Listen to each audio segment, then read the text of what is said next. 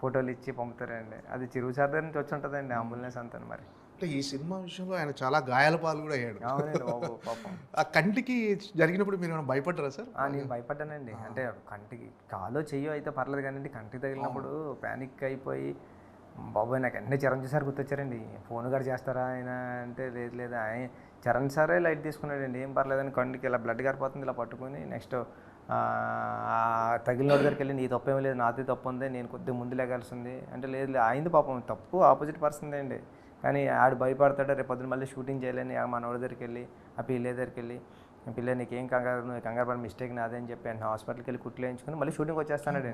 వద్దు వద్దంటే స్వెల్లింగ్ వచ్చింది. స్వెల్లింగ్ వస్తే అది విజిబుల్గా అది కెమెరాలో కనిపిస్తుంది, తెలిసిపోతుంది కాబట్టి అప్పుడు ఇంటికి వెళ్ళి రెస్ట్ తీసుకున్నాం అండి. నెక్స్ట్ డే 2 days తర్వాత నెక్స్ట్ డే అంటే షూటింగ్ వచ్చాడు సార్. షూటింగ్ వచ్చేది ఆ రోజు గచ్చిబౌలి స్టేడియంలో షూటింగ్ వచ్చారండి మళ్ళీ నెక్స్ట్ డే. అక్కడ ఆయన షూటింగ్ చేస్తుంటే ఇక్కడ రామ్ చరణ్ గారి మేనేజర్ ప్రవీణ్ గారు టెన్షన్ పడుతున్నారు.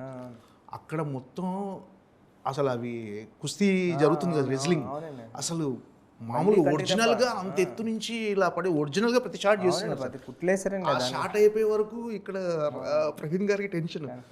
అసలు నిన్ననే జరిగింది, ఆ కుట్లు పచ్చిగా ఉన్నాయి, అలా చేసేస్తున్నారు, ఆయన టెన్షన్ పడుతున్నారు. షాట్ అయిపోగానే ఆయన అమ్మాయి అనుకోగానే అసలు మానిటర్ కూడా చూడలేదండి ఈ టెన్షన్ కి. అవును, మీరు కూడా ఉన్నారు సార్ ఇక్కడ. దేవుని టెన్షన్, ఆయన అమ్మాయి షాట్ అయిపోగానే అమ్మాయి అనుకున్నాగానే చరణ్ గారేమో వెళ్ళగానే మళ్ళీ అక్కడ పుషప్ చేస్తూ జిమ్ చేస్తూ మళ్ళీ షాట్కి వచ్చాడు సార్. అంత డెడికేటెడ్గా ఉన్నాడు సార్ ఈ సినిమా. అవునండి అవునండి అది నిజం. చాలా డెడికేటెడ్గా ఉన్నారండి. చాలా మొండోడండి బాబు చరణ్ సార్.